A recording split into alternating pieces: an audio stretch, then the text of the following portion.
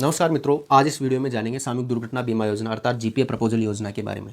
ये योजना क्या है, इसका क्या उद्देश्य है, कौन कौन से कार्मिक इसमें कवर हैं, साथ ही मृत्यु और सती के दावे को कैसे प्रस्तुत करें, इसकी संपूर्ण जानकारी इस वीडियो में प्राप्त करेंगे। तो बिना स्किप के इस वीडियो को पूरा देखिए। सबसे पहले बात करते हैं जीपीए योजना की। जीपीए योजना सामूहिक दुर्घटना बीमा योजना साधारणतः हम जानते हैं, परंतु इसकी जो पूरा नाम है वह समूह व्यक्तिगत दुर्घटना बीमा योजना, और इसको अपन इंग्लिश में देखें तो group personal accidental insurance scheme, इसको अपन शॉर्ट में जीपीए के नाम से जानते हैं। इसका उद्देश्य क्या है, तो उद्देश्य की बात करें, राज्य सरकार के जो कर्मचारी हैं और अधिकारी हैं उनकी मृत्यु और सती पर बीमा कवरेज उपलब्ध करवाना है। इसको 1 मई 1995 से लागू किया गया राजस्थान सरकार के द्वारा। अब इसके अंदर अपन देखें कि लाभार्थी कौन कौन होंगे, तो लाभार्थी इसके अंदर राजस्थान कैडर के अखिल भारतीय सेवा के अधिकारी, साथ ही राजस्थान सरकार के जो राज्यकर्मी हैं और अधिकारी हैं वो सब इसमें लाभार्थी होंगे। साथ ही जिला परिषद एवं जिला पंचायत समिति में जो प्रतिनियुक्त राज्यकर्मी हैं वो भी इसमें शामिल हैं। अब इसके अंदर कौन कौन से कर्मी जो हैं वो इसमें शामिल नहीं है, जो इस लाभ के वंचित हैं।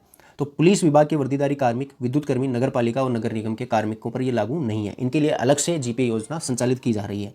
अब इसके अंदर अपन एक विशेष अपने को ध्यान रखना है कि इसमें संविदा पर जो कर्मचारी हैं या ठेके पर जो कर्मचारी हैं, वर्क चार्ज कर्मचारी हैं, वो इसमें इस योजना का लाभ नहीं ले सकते।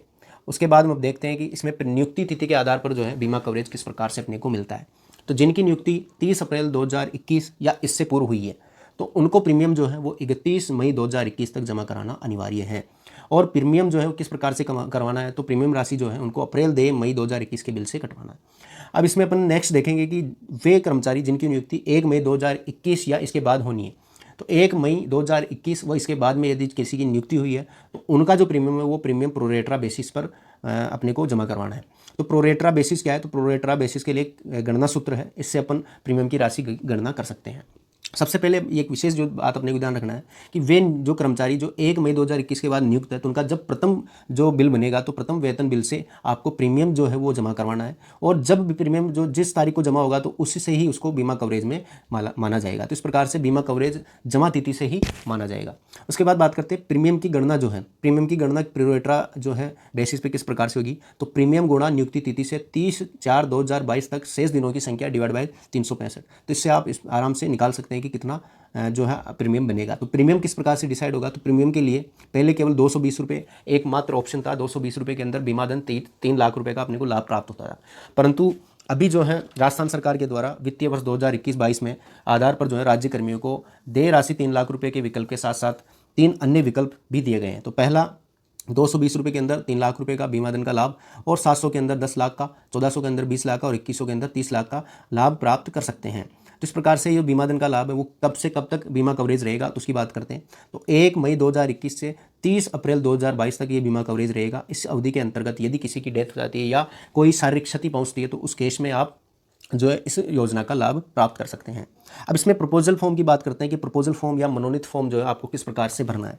तो ये ऑनलाइन बेसिस पे भरा जाएगा। सबसे पहले आपको एसएसओ में लॉगिन करना है। साथ ही एसएसओ लॉगिन करने के बाद में आपको एसआईपीएफ पोर्टल पे जाना होगा। एसआईपीएफ पोर्टल पे जाकर आपको मनोनीत मतलब नॉमिनी, और साथ ही आप जो जितना पैसा आप जमा करवाना चाहते हैं, प्रीमियम राशि जो आप जमा करवाना चाहते हैं उसको फिल करना है, और उसमें जो प्रपोजल फॉर्म सबमिट करने के बाद जो प्रिंट निकलेगी उसको डीडीओ कार्यालय तथा जो कोष कार्यालय उसमें आपको जमा करवाना होगा। यदि प्रपोजल फॉर्म भरने में कोई प्रकार की कोई प्रॉब्लम आ रही है तो आप कमेंट करके जरूर बताएं। साथ ही आपने कितना प्रीमियम जो है इसमें कटवाया है तो वो आप कमेंट करें, जिससे सभी को पता चल सके कि क्या जो कार्मिक है वो इस योजना में इंटरेस्टेड है।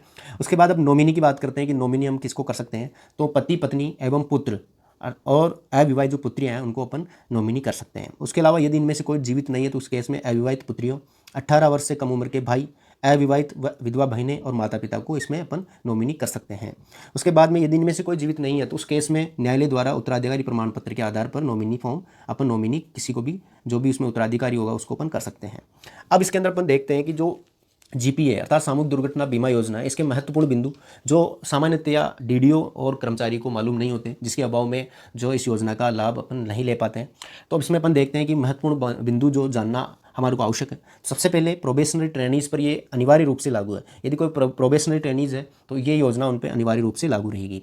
उसके बाद में जो एक प्रॉब्लम आती है सभी के सामने कि किसी का जो वेतन है वो अप्रैल माह का वेतन यदि पे मैनेजर या प्री पे मैनेजर में नहीं आहरित नहीं हो पा रहा है, मतलब किसी का जो बिल है वो नहीं बन पा रहा है, तो उस केस में क्या करना होगा, तो डीडीओ द्वारा पे मैनेजर और प्री पे मैनेजर के माध्यम से वेतन आहरित नहीं होने पर डीडीओ के द्वारा बजट हेड 18,011 00 107 01 00 में 31/5/2021 तक प्रीमियम राशि अनिवार्य रूप से जमा करवाना होगा। अब ये प्रीमियम की राशि जो है वो ई ग्रास के माध्यम से जो है आप इंटरनेट बैंकिंग या फिर ई जो चालान क्रिएशन है उसके आधार पर आप जमा करा सकते हैं। परंतु इसमें विशेष जो बात है वो है 31 मई 2021 तक प्रीमियम राशि अनिवार्य रूप से जमा होना आवश्यक है। अब इसके बाद बात करते हैं नेक्स्ट कि कोई कर्मचारी है और उसकी डेथ जो है वो डेथ होने से पहले उसने कोई पैसा नहीं कटवाया, प्रीमियम राशि जमा नहीं करवाई, तो प्रीमियम राशि की कटौती करने से पूर्व यदि किसी की डेथ हो जाती है तो उस केस में जो है उसका बिल बनेगा, तो उस केस में प्रीमियम राशि नहीं काटी जाएगी। तो ये एक विशेष बात है कि यदि डेथ होने से पहले उसने पैसा नहीं कटवाया, कटौती की तिथि से पूर्व यदि उसकी डेथ हो जाती है, मतलब कटौती की तिथि से पूर्व यदि कार्मिक की डेथ हो जाती है, मतलब कटौती अपने को जैसे 31/5/2021 तक करवानी है और उससे पूर्व यदि 31/5/2021 से पूर्व यदि किसी की डेथ हो जाती है तो उस केस में प्रीमियम राशि जमा नहीं होगी। तो एक विशेष बात अपने को जानना आवश्यक है। उसके बाद बात करते हैं कि जो कार्मिक 31 अप्रैल 2021 तक सेवानिवृत्त हो जाएंगे, तो जो कार्मिक 30 अप्रैल 2021 तक सेवानिवृत्त हो जाएंगे उनके लिए भी इस योजना का लाभ नहीं ले सकते, उनके लिए भी अप्रैल माह के वेतन से प्रीमियम कटौती नहीं की जाएगी। तो इस प्रकार से विशेष बात अपने को ये भी ध्यान रखनी है। उसके बाद अपन बात करते हैं नेक्स्ट जो बहुत ही महत्वपूर्ण है, प्रीमियम राशि विभाग में जमा हो जाने पर कार्मिक पॉलिसी अवधि तक बीमित रहेगा या नहीं। तो इसमें ये अपने को विशेष ध्यान रखना है कि कार्मिक यदि अब कोई पैसा जमा करवा दिया, प्रीमियम जमा करवा दिया, तो पॉलिसी अवधि तक वो क्या बीमित रहेगा, चाहे वो पहले ही उसका सेवानिवृत्ति हो जाए। मतलब इसको ऐसे समझिए कि अपन 30 अप्रैल 2022 तक कोई भी कार्मिक अभी पैसा कटवाता है तो वो कवरेज रहता है उसके अंदर। तो यदि कोई अक्टूबर में यदि कोई की सेवानिवृत्ति हो रही है तो क्या वो अक्टूबर तक उसका कवरेज रहेगा या फिर वो 30 अप्रैल 2022 तक। तो इसके अंदर आंसर होगा कि 30 अप्रैल 2022 तक उसका कवरेज रहेगा, चाहे उसकी सेवानिवृत्ति अक्टूबर में हो जाए। तो इस प्रकार से अपने को ये विशेष ध्यान रखना है कि प्रीमियम राशि जो है वो विभाग में जमा हो जाने पर कार्मिक पॉलिसी अवधि तक बीमित रहेगा, चाहे उसकी पॉलिसी जो है पॉलिसी अवधि से पहले ही उसकी सेवानिवृत्ति हो जाए। नेक्स्ट जो पॉइंट है, अब इसमें कोई भी आपको प्रॉब्लम लग रही है, इसमें कोई समझ में नहीं आ रहा अब तक के वीडियो में, तो आप कमेंट करके जरूर बताएं। नेक्स्ट आता है कि किसी कार्मिक के वेतन से पैसा काट लिया गया है और मृत्यु तिथि से पूर्व जमा नहीं करवाया है। मतलब पैसा तो काट लिया है, पैसा प्रीमियम की राशि काट ली है और मृत्यु तिथि से पूर्व जमा नहीं करवाया, तो उत्पन्न जो सारे मामले होंगे, उत्पन्न सारे दायित्व होंगे वो संबंधित डीडीओ वहन करेगा। तो इस प्रकार से डीडीओ की बहुत ज़्यादा जिम्मेदारी इसके अंदर कि प्रीमियम की राशि जो है वो काट ली है और मृत्यु तिथि से पूर्व जमा नहीं करवाया है, मृत्यु तिथि से पूर्व यदि तक जमा नहीं हुआ है, तो उस केस में डीडीओ जो है उसकी जिम्मेदारी बनती है, सारा जो दायित्व है वो संबंधित डीडीओ का होगा। अब उसके बाद में अपन देखते हैं कि बीमा जो है वो किस कंडीशन में पेश किया जा सकता है, बीमा का जो दावा है वो किस कंडीशन में अपन पेश कर सकते हैं। तो इसके अंदर सीधा सा अपन देखें तो अप्राकृतिक डेथ के केस में, अप्राकृतिक मृत्यु के केस में ही इस बीमा का कवरेज अपन ले सकते हैं। अब इसमें कौन कौन से केस आते हैं, तो दुर्घटना जैसे सड़क हादसा, सर्प व जहरीले जानवर के काटने, गिरने पर, डूबने पर, इलेक्ट्रिक करंट या हत्या हो जाने, मर्डर हो जाने पर, या यंत्रों के उपयोग करते हुए क्षति पहुंचना या मृत्यु के केस में। तो इस प्रकार से इन सभी पॉइंट पर यदि किसी की डेथ हो जाती है या कोई किसी प्रकार की क्षति हो जाती है तो उसमें आप इस योजना का लाभ ले सकते हैं, इस बीमे का दावा आप पेश कर सकते हैं। अब बीमा कब पेश किया जा सकता है, तो बीमा जो है यदि कोई दुर्घटना हो जाती है तो दुर्घटना होने के 6 माह के अंदर आपको SIPF कार्यालय में दावा प्रस्तुत करना होगा। सभी जो नए दस्तावेज है उसमें आप प्रस्तुत होना होगा। तो इस प्रकार से कौन कौन से दस्तावेज आपको इसमें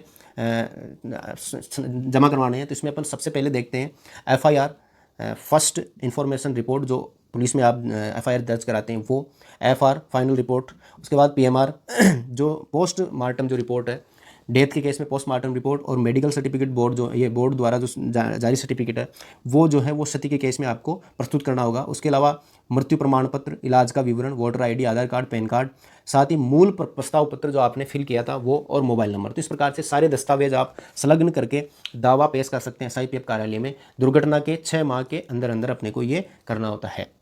अब उसके बाद अपन देखते हैं कि ये योजना किस प्रकार से अपने को कारगर साबित होती है। तो आपने देखा अभी कि इतना जो कवरेज है वो बहुत सारी जो कंपनियां हैं अपन बाहर से प्राइवेट लेते हैं तो उनमें ये सारे कवरेज अपने को नहीं मिलते हैं, केवल वो अप्राकृतिक केस मतलब सड़क हादसे के अंदर ही देती है। तो इस प्रकार से दावे किस कंडीशन में जो है वो निरस्त हो सकते हैं, दावे का भुगतान किन किन कंडीशन में नहीं हो सकता, तो उसको अपन देखते हैं। तो पहली, प्राकृतिक किसी की डेथ हुई है, प्राकृतिक मृत्यु हुई है, तो उस केस में इस योजना का आप लाभ नहीं ले सकते।